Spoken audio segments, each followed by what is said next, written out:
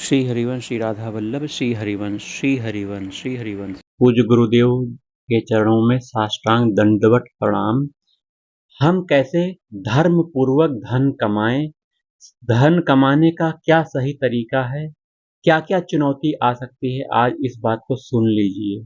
सबसे पहले हमें अपने कर्तव्य के बारे में सोचना चाहिए, क्या हमारा कर्तव्य है। यदि आप दवा बेचने का व्यवहार करते हैं तो आपको नकली दवाएं नहीं बेचनी है। यदि आप डॉक्टर हैं तो आपको रोगियों को धन के लिए धोखा नहीं देना है। यदि आप शिक्षक हैं तो छल कपट से बचते हुए पूरी लगन से विद्यार्थियों को पढ़ाना है। यही बात हर व्यवसाय में लागू होता है।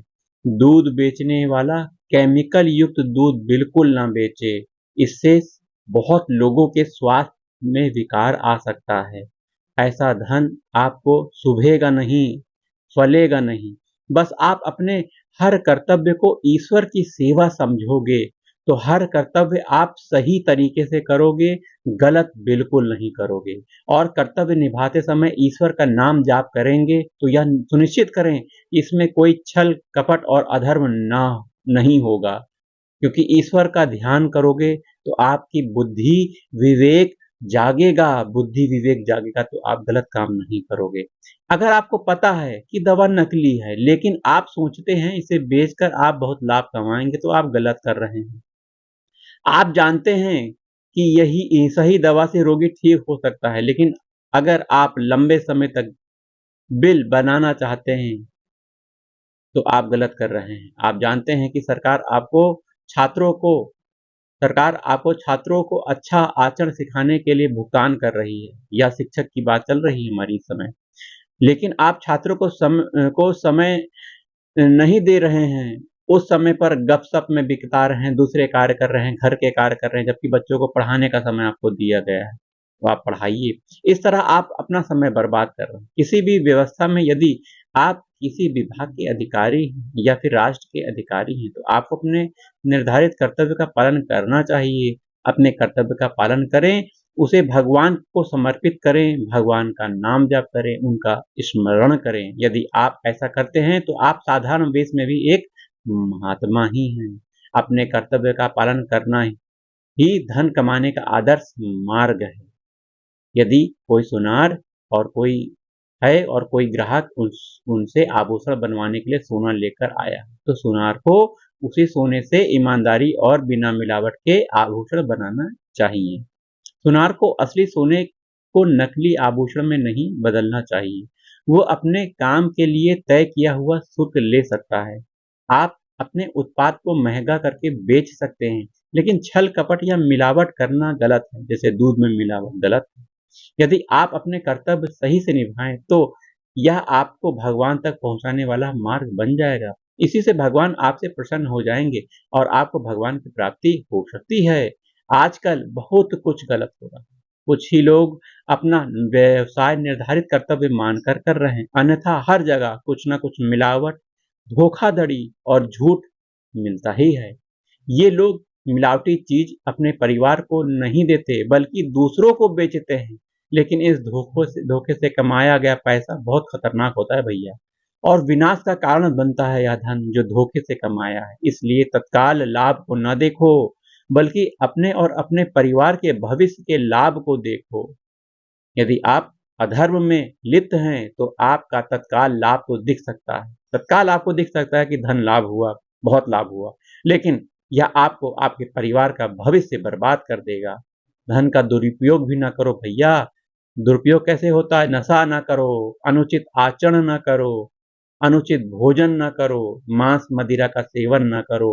हमें धन की बचत करनी चाहिए, उसे अपने परिवार की सेवा, समाज की सेवा में लगाना चाहिए। वहीं उससे बढ़कर संत सेवा में लगाना चाहिए। तभी हमें परम सुख की प्राप्ति होगी। शराब पीना, मांस खाना, पैसे का दुरुपयोग करके महिलाओं को परेशान करना, जुआ खेलना, यह आचरण आपको कभी सुखी नहीं होने देंगे। शराब पीने से आपका स्वास्थ्य खराब होता है और समाज और परिवार में आपकी प्रतिष्ठा खराब होती है कि फलाना देखो शराबी है। शराबी से कोई बात करना चाहता है, उसका कोई मित्र बनाना चाहता है? नहीं, शराबी का मित्र शराबी ही होता है। अगर आप सोचते हैं कि जुए से आप करोड़पति या अरबपति बन सकते हैं, तो यह जान लीजिए कोई भी जुए के पैसे से खुश या शांतिपूर्ण जीवन नहीं जी सकता। धर्मराज महाराज युधिष्ठिर जी जब जुआ खेले तो उन्हें अपनी पत्नी द्रौपदी को राज दरबार में अपमानित होते देखना पड़ा। उन्हें 12 वर्ष का वनवास, 1 वर्ष का अज्ञातवास भोगना पड़ा। क्यों? जुआ खेलने की वजह से।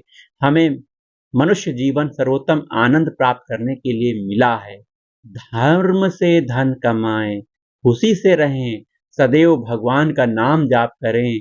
भगवान के नाम जाप में 1 पैसा भी खर्च नहीं होता है। धन का सदुपयोग कैसे हो? धन का सदुपयोग तो अपने और अपने परिवार के पालन पोषण में सबसे पहले करिए, और जो धन बचा हुआ है उसे आप संत सेवा, धाम सेवा, गरीबों की सेवा, असहायों की सेवा में आप कर सकते हो। आपको यह सेवा करने से क्या मिलेगा? एक तो बहुत आनंद प्राप्त होगा। कैसे? कि सामने वाला दुखी था, कष्ट में था, उसके दुख को, उसके कष्ट को आपने निवारण किया। एक हृदय में बहुत शीतलता प्राप्त होगी, क्योंकि हृदय में बैठे हुए भगवान प्रसन्न होंगे, और भगवान जब प्रसन्न होते हैं तो आपके शरीर में, हृदय में, मन में शांति, प्रेम, उन्माद, आनंद का प्रकाश हो जाता है। वहीं जब आप संत सेवा करते हो, संतों की सेवा करते हो, तो भगवान बहुत शीघ्र प्रसन्न होते हैं। भगवान की प्राप्ति का मार्ग आप अपने धर्म से कमाए हुए धन से कर लो।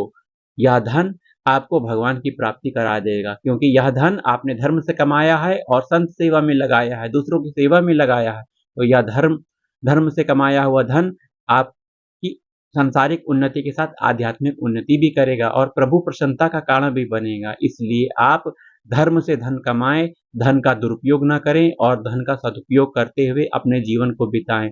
सबसे मूल बात, सभी कर्मों को करते हुए भगवान का नाम जाप करें। भगवान का नाम जाप करते करते सभी कर्म कर रहे हैं तो आपके अंदर अहमता अर्थात अहंकार नहीं आएगा। बिना अहंकार के किया गया कर्म और भगवान को अर्पित किया गया कर्म भगवान की प्रसन्नता का कारण बनता है। तो आज से ही प्रण लीजिए, धर्म से धन कमाएंगे और धन का सदुपयोग करेंगे, दुरुपयोग नहीं करेंगे, संत सेवा करेंगे, भगवान का नाम जाप करेंगे और आनंद से जीवन बिताएंगे। आनंद अर्थात भगवान के चरणों में। जय श्री राधे।